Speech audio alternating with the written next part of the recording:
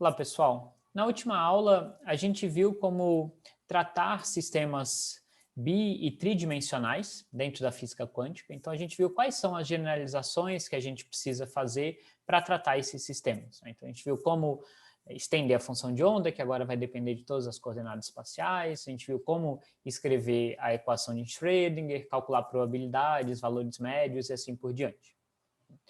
Mas sistemas bidimensionais e tridimensionais têm algo que é qualitativamente diferente de sistemas unidimensionais que a gente vinha discutindo até aqui, que é a existência de momento angular.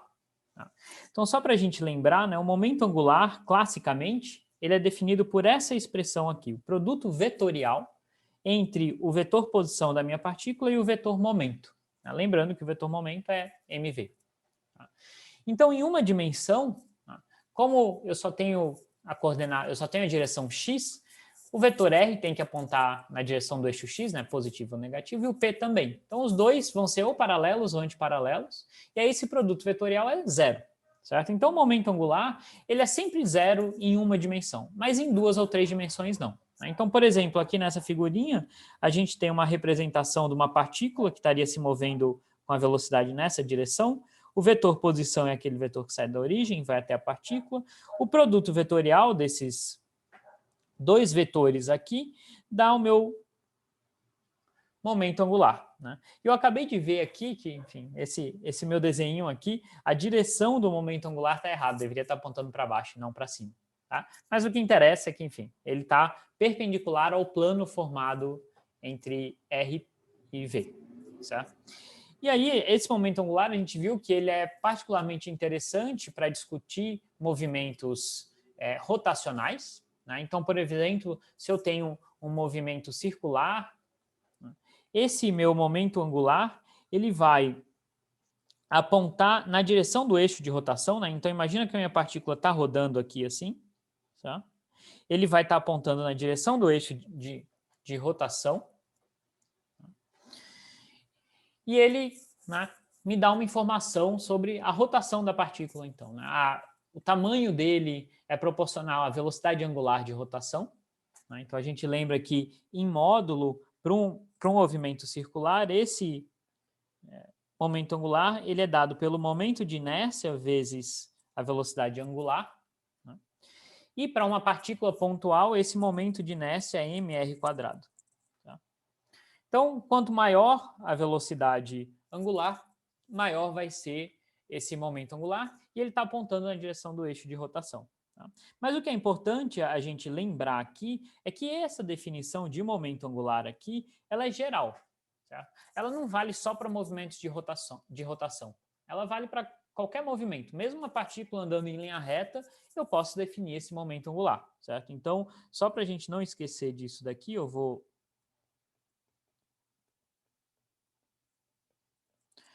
escrever, que o momento angular ele pode ser definido para qualquer movimento.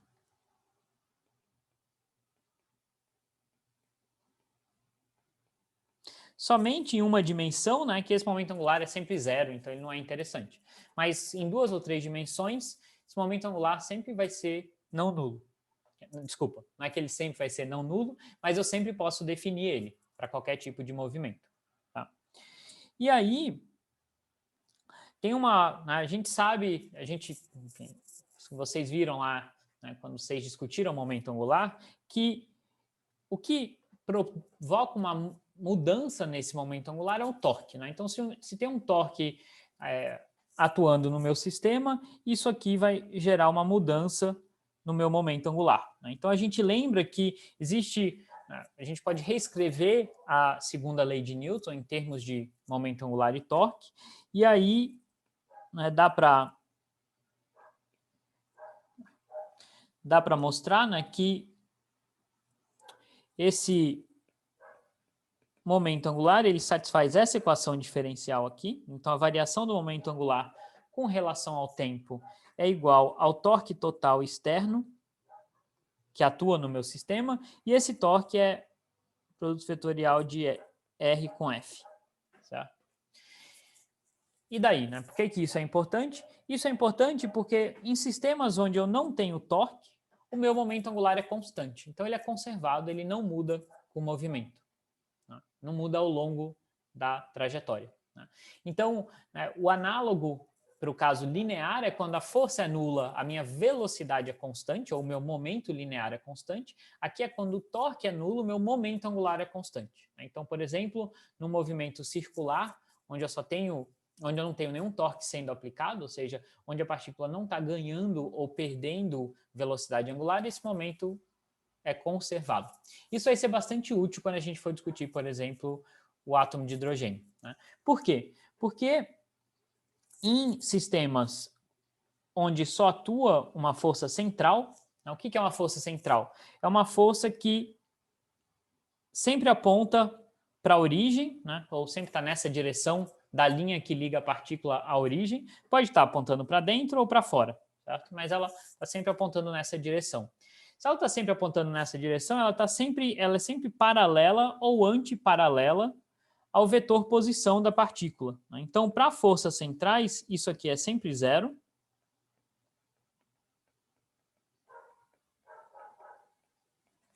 E, portanto, o momento angular não muda com o tempo. E as principais forças, né, que a gente discute são justamente forças centrais. Por exemplo, a força elétrica, que é a que prende um elétron no átomo, é uma força central. A gente vai ver que, de fato, o momento angular é conservado, pelo menos classicamente. E, por exemplo, a força gravitacional também é um outro exemplo de força central, onde o momento angular é conservado, tá? Então, isso a gente vai ver que vai ter uma certa utilidade mais para frente, tá? Mas tudo isso é uma discussão clássica, né? O que a gente lembrava dos conceitos clássicos de momento angular. Como é que a gente discute momento angular quanticamente, certo? Então, quanticamente, o que a gente tem que fazer é definir um operador associado ao momento angular, né? Então, se eu quiser calcular qual é o valor médio do momento angular, a incerteza do momento angular, ou seja, se eu realizo uma medida do momento angular do meu sistema, né? Como é que eu calculo o valor médio e a incerteza? Isso a gente sabe tem que vir de um cálculo que envolve um operador, né? E o operador de momento angular é fácil da gente escrever, né? Ou a gente não precisa, né? Enfim, é fácil da gente lembrar qual é esse operador, porque ele obedece justamente à definição clássica, né? Só que substituindo R e P por operadores, certo? Então é como se eu fizesse um produto vetorial tratando o R e o P, né? Os operadores R e os operadores P, como se fossem vetores, né? Então, se eu faço esse produto vetorial, por exemplo, eu vou ter aqui o operador X, PY, menos o operador Y, PX, na direção K, mais, eu comecei pela última componente, mas enfim, mais ZPX menos XPZ na direção J, mais YPZ menos ZPY, vou melhorar isso daqui, YPZ menos EPY na direção I, certo? Então, eu tenho o operador momento angular, ele tem três operadores associados a ele, o LX, o LY, o LZ, né? Então, esse aqui é o LX, esse aqui é o LY e esse aqui é o LZ. Então, em particular, né, se eu quiser escrever explicitamente um desses operadores, o LZ é o operador x vezes o py, o x é a própria coordenada x e o y é menos IH cortado ddy, né, o py, menos y px, que é menos IH cortado ddx. Então, esse é o operador associado, né? Por exemplo, esse é o operador associado ao momento angular na direção z. Então, se eu quiser calcular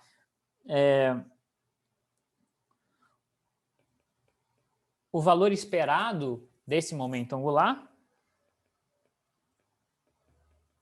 por exemplo, né, se eu quero calcular o valor esperado desse momento angular, eu vou ter que ir para uma certa função de onda, né, e agora a gente lembra que Se eu estou em 3 dimensões, eu tenho 3 integrais aqui, em x, y e z. E aí eu vou ter que fazer o quê? Eu vou ter que pegar o complexo conjugado da minha função. Aqui no meio eu vou colocar o operador LZ, que foi esse operador que a gente acabou de escrever aqui, né? Então isso aqui vai ser menos IH cortado x dψ dy mais IH cortado y dψ dx dx dy dz. Né? Então, eu aplico esse operador, né? A gente lembra que para eu calcular o valor esperado de um certo observável, eu uso o operador equivalente a ele, e aí eu faço psi vezes o operador, que nesse caso é o operador LZ, aplicado na minha função. Certo? O meu operador LZ, a gente acabou de derivar esse daqui, aplicado na minha função, me dá o que está dentro desse cochetes. E aí, dependendo da minha função de onda, eu tenho que fazer essas derivadas e integrar esse resultado. Tá? São contas mais complicadas, mas a gente sabe como fazer. Tá certo?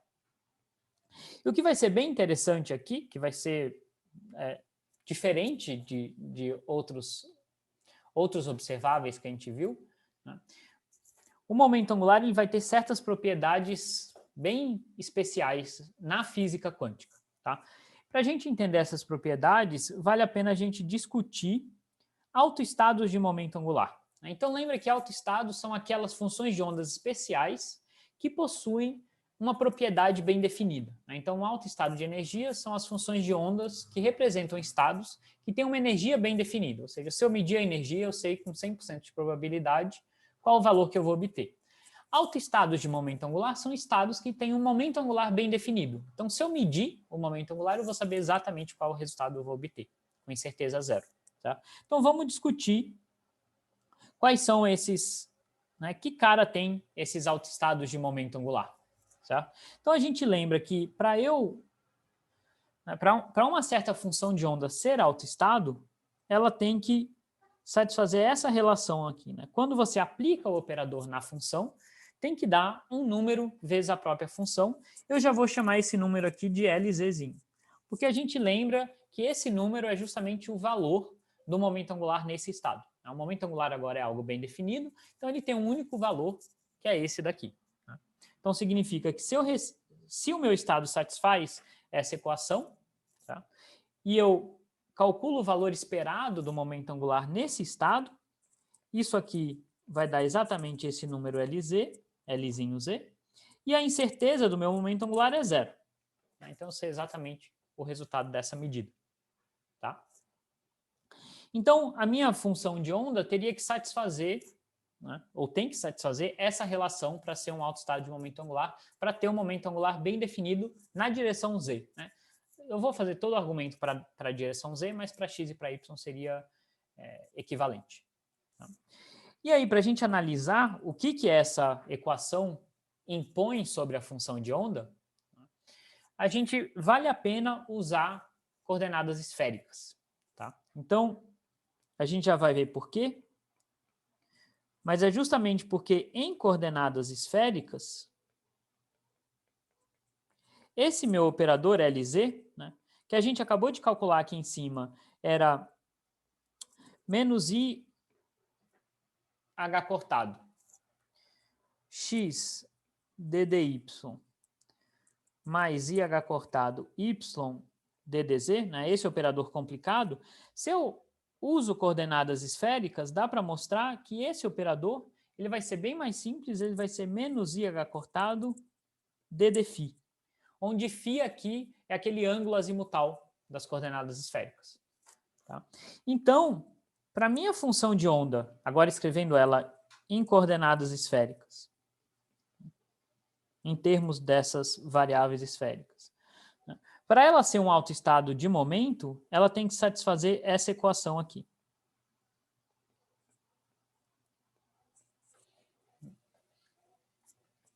Que é uma equação diferencial simples, ou seja, a derivada da minha função com relação a esse ângulo φ tem que ser um múltiplo da minha função.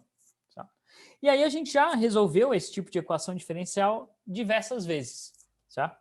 Então, a solução dessa equação diferencial vai ter essa seguinte cara, né? A minha função de onda, lembrando que ela depende dessas 3 coordenadas.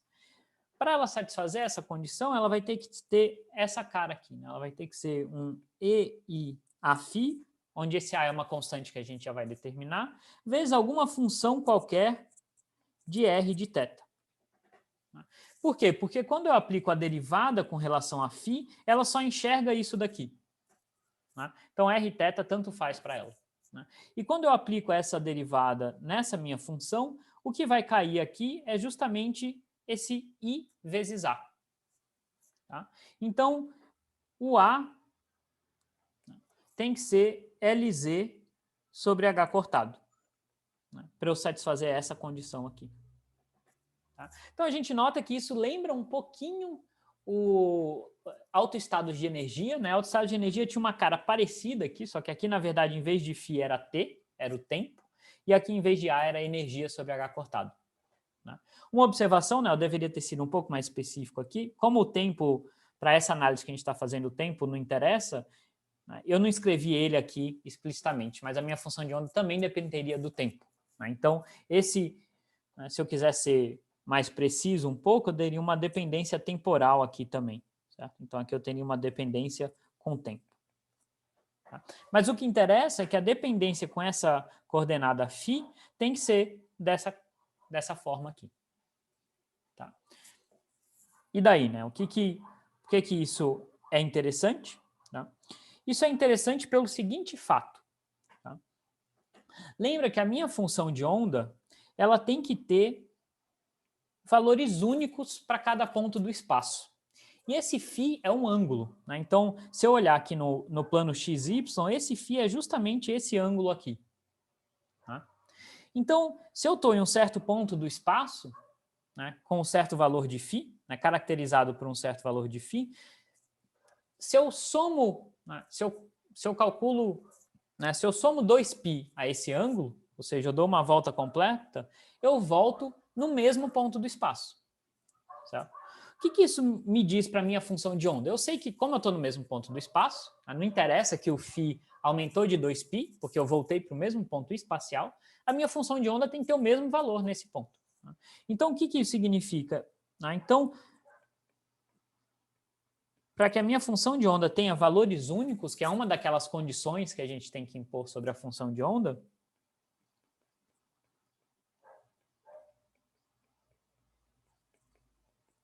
o que tem que acontecer? Né? Se eu calcular ela em algum ângulo φ mais 2π,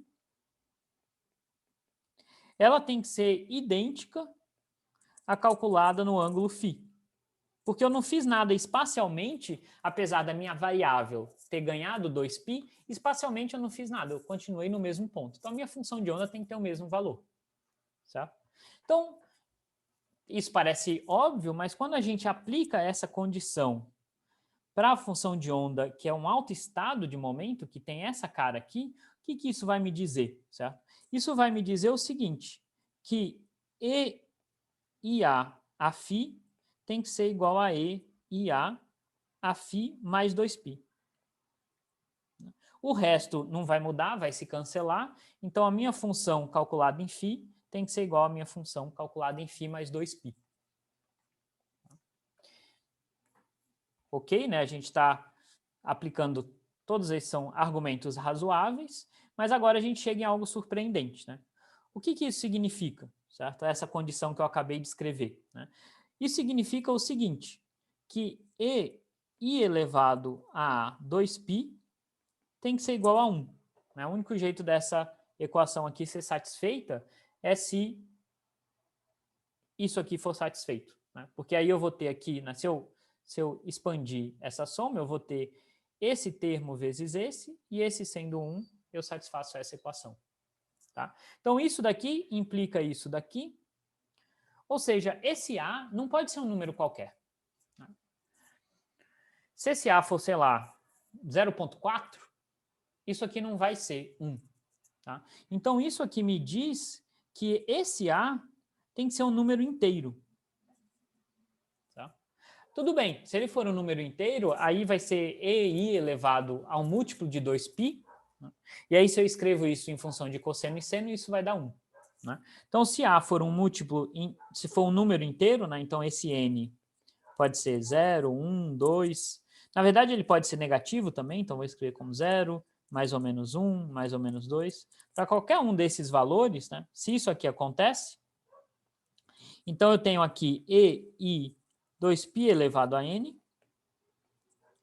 Se eu escrevo isso em função de cossenos e senos, isso dá cosseno de 2π elevado a N mais I seno de 2π elevado, não 2π elevado a N, 2π vezes N, certo? E aí cosseno de um múltiplo de 2π é sempre 1 e seno de um múltiplo de 2π é sempre 0. Então, de fato, eu satisfaço essa condição aqui em cima. Tá? Então, qual é a conclusão geral que a gente chega aqui? Vou escrever isso aqui do lado. A conclusão geral que a gente chega é que para que psi tenha valores únicos,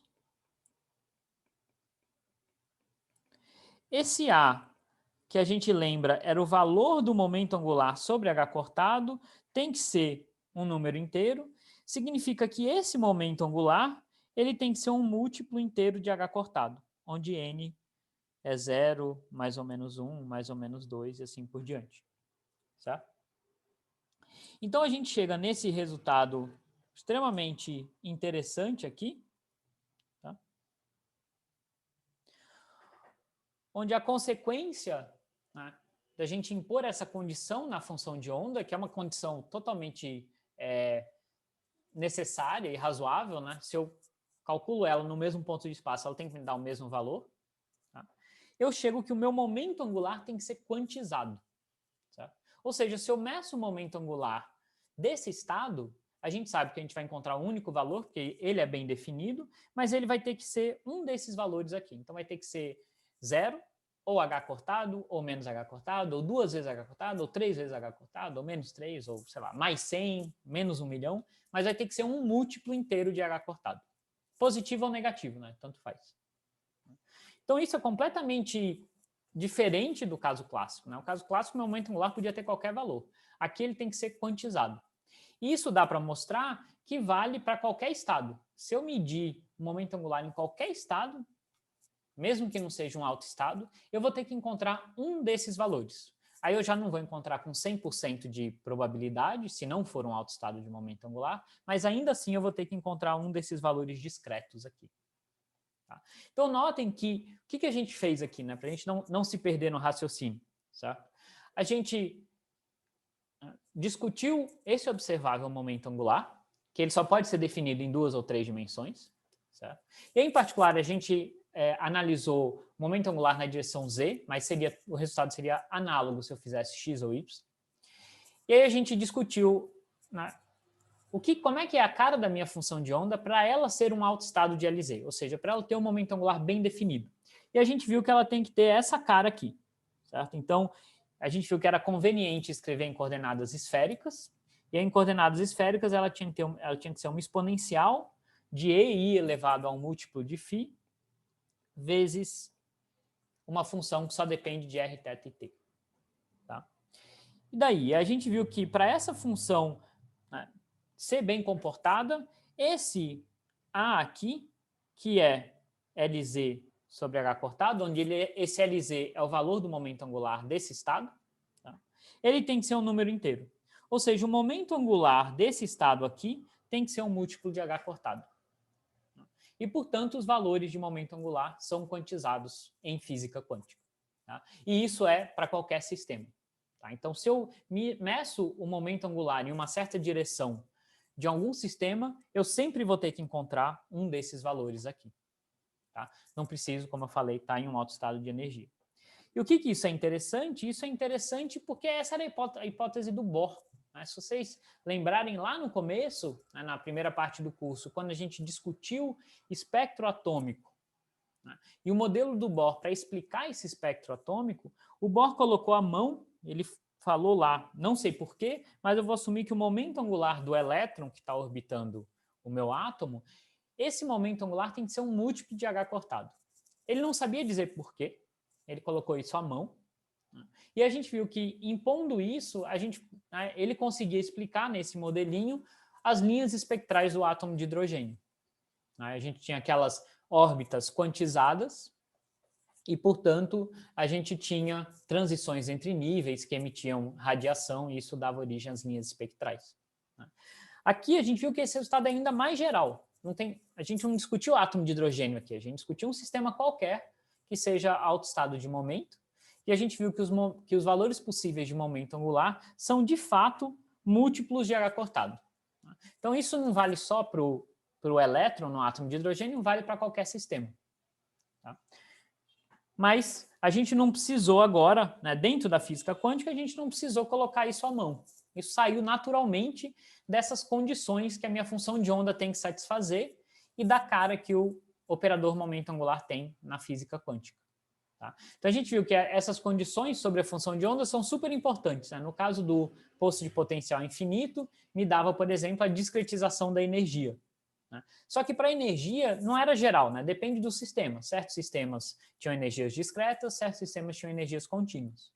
No caso do momento angular, a gente viu que o argumento é completamente geral. Eu não falei de sistema, não falei de potencial, não falei de nada. Eu falei simplesmente que para minha função de onda ser bem comportada, o momento angular vai ter que ser quantizado.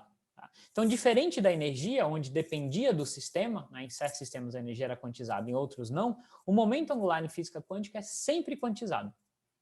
Tá? Para qualquer potencial, para qualquer sistema. Tá certo? E, né, só para concluir, isso aqui, obviamente, é bem diferente do caso clássico. Né? No caso clássico, se eu pensasse, por exemplo, uma partícula fazendo um movimento, né, rotatório aqui, ou circular, eu teria um momento angular nessa direção, mas essa órbita poderia estar em qualquer ângulo, né? Eu poderia escolher qualquer ângulo para essa órbita aqui, e o meu momento angular, portanto, podia estar em qualquer direção, poderia ter qualquer valor. Em particular, né, se eu desenhasse aqui o meu momento angular para uma dessas órbitas, então para a primeira órbita ele estaria, né, para a órbita que está no plano XY, ele estaria justamente na direção Z, mas para uma dessas outras órbitas inclinadas ele estaria apontando aqui. Né? E, portanto, a componente LZ dele seria esse tanto aqui. Isso aqui seria a componente LZ do meu momento angular. Né? E como essa órbita pode estar em qualquer plano, o meu LZ poderia ter qualquer valor. Né? Eu posso variar a angulação dessa órbita, o meu LZ vai diminuindo. Né? Então, aqui, inicialmente, ele era máximo, ele estava justamente na direção do momento angular. Conforme eu vou mudando o plano da órbita, o LZ vai diminuindo. Né? Quando eu tiver com uma órbita onde a minha partícula está girando assim, o LZ vai estar na direção menos... O L vai estar na direção menos J e o LZ é zero. Tá? Então, no caso clássico, esse momento angular, LZ, poderia ter qualquer valor. No caso quântico, ele é discretizado. Né? O que isso diria para a gente sobre as órbitas? Né? A gente tem que tomar muito cuidado, porque a gente viu que em quântica a gente não tem mais uma partícula fazendo movimento. Né? Mas se a gente forçasse um pouco essa ideia, o que isso diria sobre as órbitas? Né? Diriam que essas órbitas são discretizadas. Né? Os ângulos possíveis para o plano dessa órbita são discretos. Eu não posso ter mais a órbita em qualquer plano. Né? Ou eu estou aqui, ou eu estou aqui, ou eu estou aqui. Tá? Então, eu tenho ângulos discretos para essa minha órbita. Tá? Então, a gente tem aqui planos de órbita discretizados. Certo? Então, ou quantizadas. Que é algo bem surpreendente, né? E a gente vai ver, quando a gente for resolver o problema do átomo de hidrogênio, que de fato a gente vai ter órbitas específicas, né? Que são os orbitais atômicos. Né? Então, se vocês lembrarem, aqueles orbitais S, P e D eram órbitas específicas. Tá? Então é isso que a gente vai fazer essa conexão mais para frente. Tá? Então era por isso que era importante a gente discutir momento angular, porque ele é algo muito especial em física quântica. Né? Ele é discretizado independente do sistema. Tá? Na próxima aula a gente vai daí começar a discutir o átomo de hidrogênio. Tá bom? Mas por essa aula era isso. Tchau, tchau.